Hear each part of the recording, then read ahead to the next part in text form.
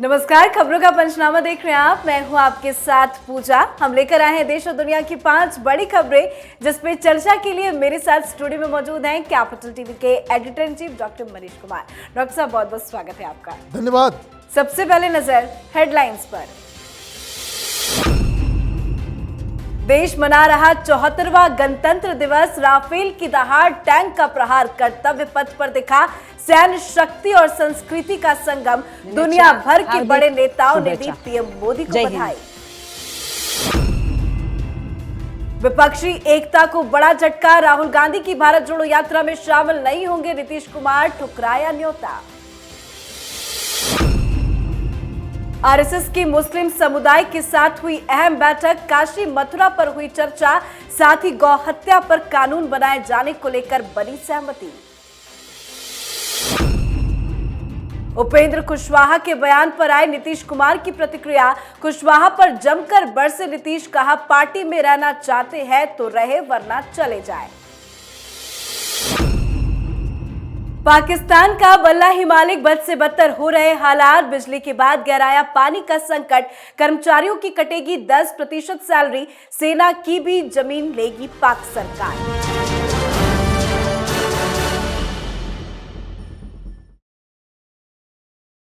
आज की सबसे पहली खबर में बात आत्मनिर्भर भारत के दम की। आज पूरा देश 74वां गणतंत्र दिवस मना रहा है।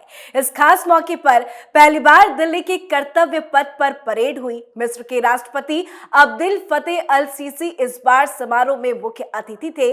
भारत की जीवंत सांस्कृतिक और ऐतिहासिक विरासत, आर्थिक और सामाजिक प्रगति को दिखाने वाली 23 झांकियां परेड में शामिल हुई, जिसने सबका दिल जीत लिया। इस बार की परेड कई मायनों में बेहद खास रही। पहली बार हमें आत्मनिर्भर भारत का दम देखने को मिला।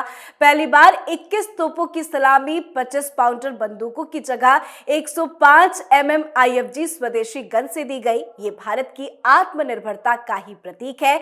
साथ ही दुनिया भर से कई देशों ने भी बधाई संदेश भारत को खास अंदाज में दिया। इस बार का गणतंत्र दिवस किन किन मामलों में बेहद खास रहा? देखिए, सबसे बड़ी बात जो आपने बताई कि आत्मनिर्भर भारत का एक प्रदर्शनी इसको कह सकते हैं कि जो हिंदुस्तान ही नहीं पूरी दुनिया ने देखा। जिस हिसाब से हम वेपन्स के ऊपर आत्मनिर्भर होते चले जा रहे हैं, ये अपने आप में प्रधानमंत्री मोदी की सरकार की बहुत बड़ी उपलब्धि है। मैं देख रहा था दुनिया भर से बधाई संदेश तो आ ही रहे थे। इजराइल की तरफ से बाकायदा वीडियो जारी करके हिंदुस्तान की जनता को बधाई दी गई है। बड़ा इंटरेस्टिंग वीडियो है। साथ ही साथ जिस हिसाब से आज राजनीति भी हुई, वो थोड़ी शर्मनाक है। पहली बार हमने देखा कि विपक्ष की तरफ से कोई बड़ा नेता इस परेड में नजर नहीं आया। वैसे तो राहुल गांधी को नजर आना चाहिए था, सोनिया गांधी को नजर आना चाहिए था।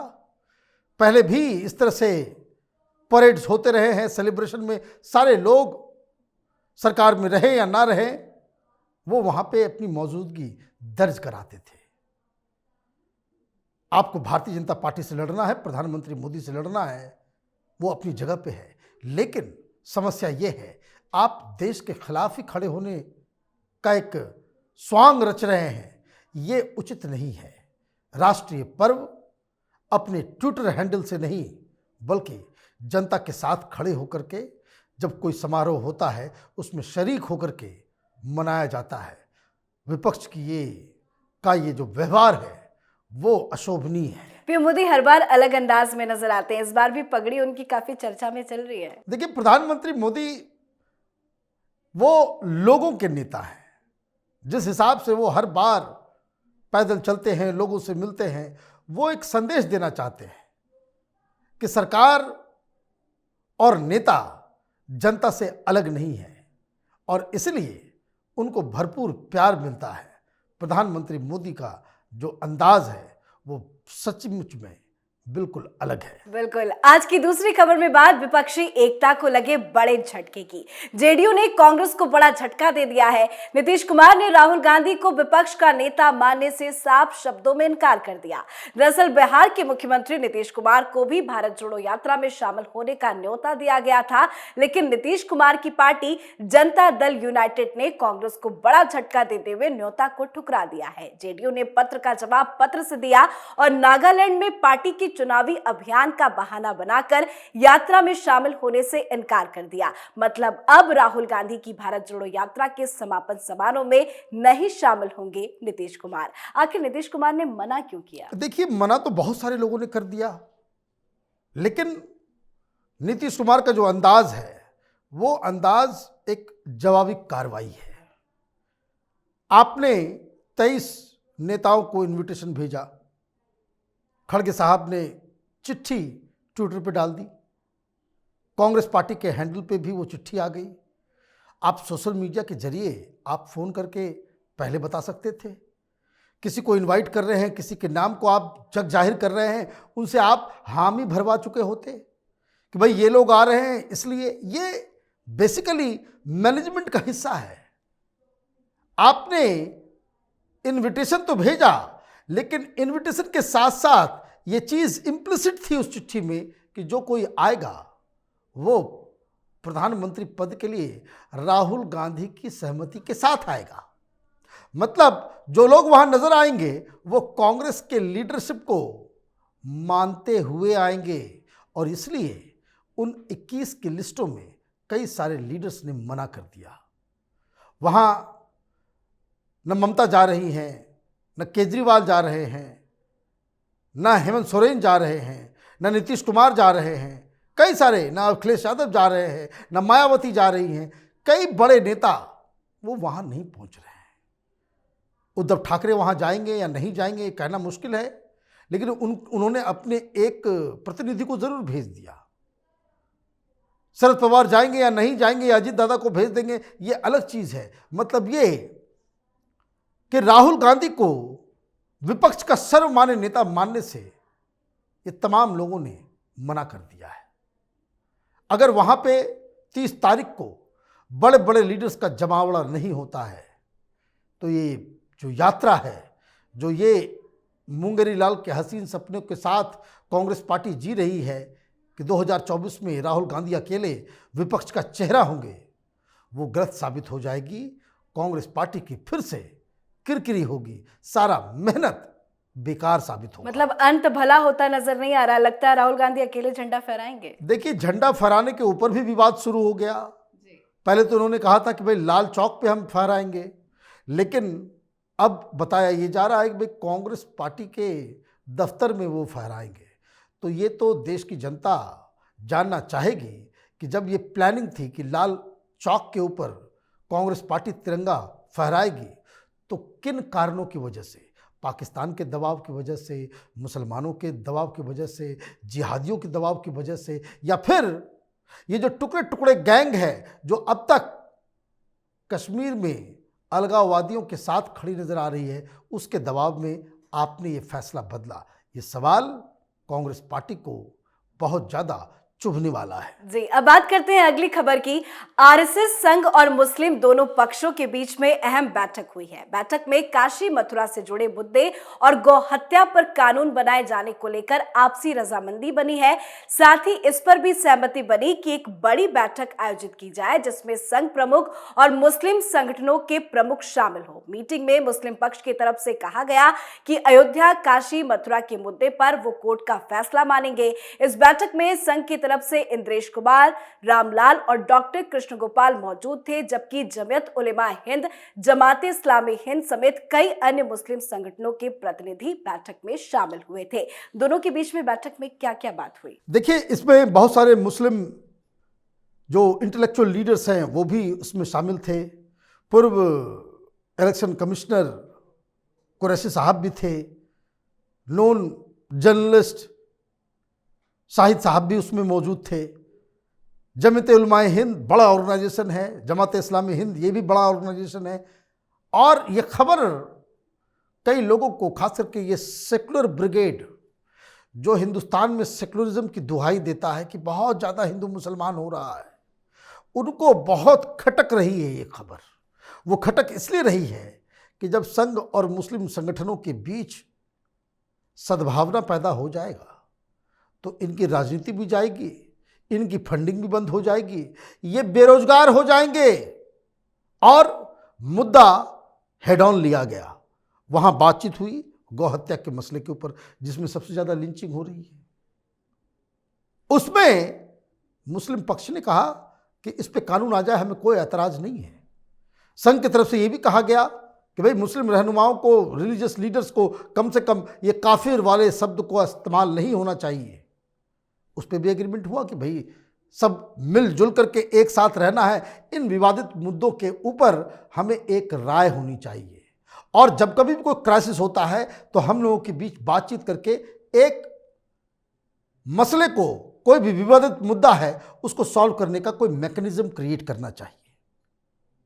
और सबसे अहम कि जो काशी, मथुरा, इस तरह के जो मामले आ रहे हैं, तो इस पे मुस्लिम पक्ष इस बात से एग्री किया कि भाई ठीक है, ये मुद्दे आते हैं तो कोर्ट में जो डिसीजन होगा वो सर्वमान्य होगा, उसको लेकर के बवाल नहीं किया जाएगा। कितनी अच्छी बात है। अगर इस तरीके से सोशल रिलीजियस लीडर्स आपस में कोऑर्डिनेट करके मुद्दों को सॉल्व करेंगे तो बहुत सारी चीजें अपने आप खत्म हो जाएंगी। लेकिन ये जो बीच में शकुनी का रोल अदा करने वाले लोग, ये जो मीर जाफरों का एक जो पूरा ब्रिगेड है हिंदुस्तान के अंदर में, जिनकी कमाई, जिनकी सब कुछ जो है वो सेकुलरिज्म के ऊपर धंधे से होती है, वो फिर कैसे बीबीसी की डॉक्यूमेंट्री को ले लेकर के घूमेंगे। तो एक बड़ी खबर है और अच्छी खबर है कि जिसमें ये साफ साफ नजर आ रहा है कि पहल दोनों तरफ से हो रही है। पर सहमति बनने के बाद भी कुछ लोग हैं जो बवाल काट रहे हैं। देखिए, वो तो बवाल काटेंगे, उनका धंधा बंद हो जाएगा, पैसा बंद हो जाएगा। अगर हिंदू मुस्लिम के बीच बवाल ना हो तो ये बीबीसी वाले डॉक्यूमेंट्री कैसे बनाएंगे? ये लायर वायर, ये क्विंट, ये कारवां, ये टुकड़े टुकड़े गैंग, इनका धंधा पानी कैसे चलेगा? ये तो बेरोजगार हो जाएंगे, इसलिए ये बवाल क्रिएट कर रहे हैं। जी, अब बात करते हैं बिहार की सियासी जंग की। बिहार की राजनीति में इस समय उपेंद्र कुशवाहा और मुख्यमंत्री नीतीश कुमार को लेकर काफी कुछ चल रहा है। दोनों के बीच में सब कुछ ठीक नहीं है। जेडीयू में घमासान मचा हुआ है। उपेंद्र कुशवाहा पहले जेडीयू की आरजेडी के साथ क्या हुई है डील, उसका हिसाब मांग रहे हैं, और उसके बाद उपेंद्र कुशवाहा ने ट्वीट करके ये तक कह दिया कि ऐसे कैसे चले जाए अपना हिस्सा छोड़कर। वहीं अब मुख्यमंत्री नीतीश कुमार की प्रतिक्रिया सामने आई है। नीतीश ने साफ साफ कहा कि उनको जब जाना हो, जितना जल्दी जाना हो वो चले जाए, उनको जब मौका मिलता है वो चले जाते हैं। अब तो नीतीश कुमार भी कह रहे हैं जब जाना हो चले जाए। क्या कुशवाहा चले जाएंगे? देखिए, नीतीश कुमार बहुत ही अहंकारी किस्म के लीडर हैं। ये दोनों ही 2-2% वाले लीडर हैं। बिहार में लीडर्स जातियों के हो गए हैं। ये कुर्मी से आते हैं, कुर्मी जाति से नीतीश कुमार, ये कुशवाहा 2-2%। लेकिन नीतीश कुमार राजनीति के ऐसे खिलाड़ी हैं कि सत्ता और कुर्सी हमेशा उनसे चिपक के रहती है। अब बवाल मचा है कुर्सी के लिए। आपने अपने लोगों को मंत्री बनाने का झांसा दिया था नीतीश कुमार ने कि केंद्र में कम से कम 2 केंद्रीय मंत्री हों। ललन सिंह ने कहा था कि मुझे रेल मंत्री बनाओ। प्रधानमंत्री मोदी और बीजेपी की तरफ से इस मांग की पूरी नहीं हो पाई तो आपने गठबंधन तोड़ लिया। गठबंधन तोड़ने के बाद जो उसमें प्रमुख भूमिका में थे, ये उपेंद्र कुशवाहा, भारतीय जनता पार्टी और जेडीयू के बीच जो अलायंस खत्म हुआ उसके बहुत ही लीड रोल में थे। तो उनको चाहते कि उनको मंत्री बनाया जाएगा, कोई बड़ा ओहदा दिया जाएगा, आपने दिया नहीं। तो कोई वैचारिक पार्टियां नहीं हैं। ये कोई विचारधारा या बिहार को आगे ले जाने के लिए राजनीति नहीं हो रही। ये सब अपने अपने कुर्सी, अपने अपना सत्ता और अपने अपने पैसे कमाने के जो तरीके हैं उसको सुरक्षित करने में जुटे हुए हैं। और इसीलिए बिहार गर्त में जा रहा है। आप डील करके सत्ता में वापस आ गए, तो कार्यकर्ता पूछेंगे कि भाई क्या डील हुई थी। नीतीश कुमार को बताना चाहिए। नीतीश कुमार को यह समस्या है कि मैं तो हिटलर से भी बड़ा नेता हूं, मुझसे सवाल पूछने की हिम्मत किसी की कैसे हो सकती है। तो उन्होंने कह दिया कि भाई जिसको रहना है रहो, जिसको जाना है जाए। अब ये जो बयान है ये सिर्फ उपेंद्र कुशवाहा के ऊपर लागू नहीं हो रहा। जब तक नींद खुलेगी नीतीश कुमार की, मालूम चला कि 25 से ज़्यादा करंट विधायक भारतीय जनता पार्टी में शामिल हो जाएंगे।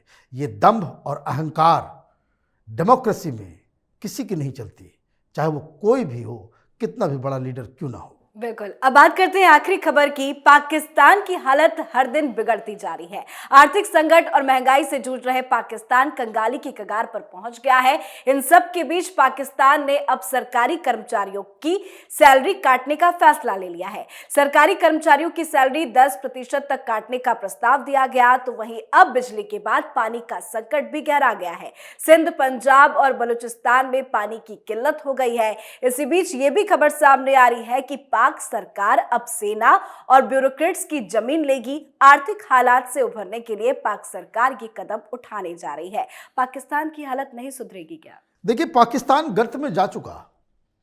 ये कहते हैं कि पॉइंट ऑफ नो रिटर्न। इस मुकाम पे पाकिस्तान पहुंच गया है कि जिसमें कोई उसकी मदद भी नहीं कर सकता।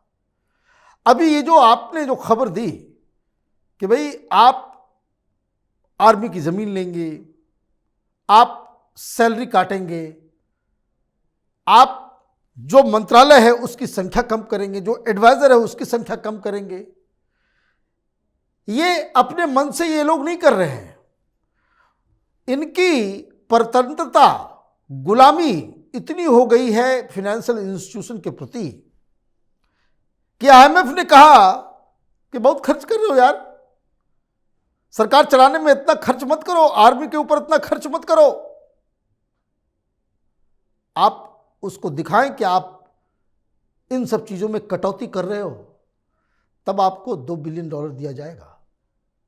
वो सारा पाकिस्तान अपना जो डिसीजन लेने की जो पूरी क्षमता है वो ऑलरेडी लूज कर चुका है। दिक्कत क्या है कि खबर ये भी आ गई कि चीन ने 72 घंटे का अल्टीमेटम दिया है कि मेरे पैसे वापस करो। कोई भी मुल्क, कोई भी इंस्टीट्यूशन पैसे वहाँ पे क्यों दे जहाँ उसको ये बात समझ में आ जाए कि इन्हें कर्ज देना पैसे को गंवाना है।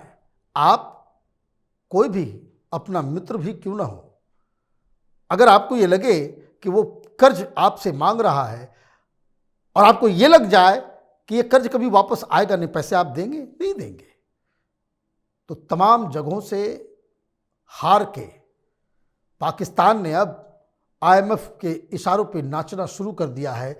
इसलिए इस तरह की घोषणाएं, इस तरह की चीज़ें, इस तरह की खबरें पाकिस्तान से आ रही है।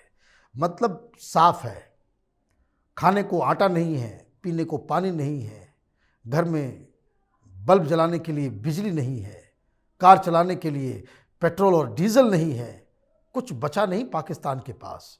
और सबसे बड़ी बात, जब कोई भी मुल्क इस तरह के आर्थिक क्राइसिस में होता है तो पहली चीज़ वहाँ यही होती है कि जनता सड़क पे आती है और उस व्यवस्था के खिलाफ खड़ी हो जाती है। और जब वो खिलाफ खड़ी होती है तो वहाँ पे देश टूटता है। और इसलिए बलूचिस्तान में अब तो वीडियोज़ आने लग गए हैं कि भाई ये लोग अलग देश की मांग कर रहे हैं, ये लोग सिंध प्रदेश की अलग डिमांड हो रही है।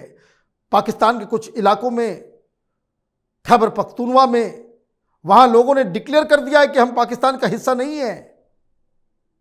गिलगित बल्टिस्तान में लोग कह रहे हैं भाई हिंदुस्तान के साथ मिलना है, पीओके भारत के साथ आना चाहता है और लोग सड़कों पे हैं। ये पाकिस्तान की उल्टी गिनती शुरू हो गई है।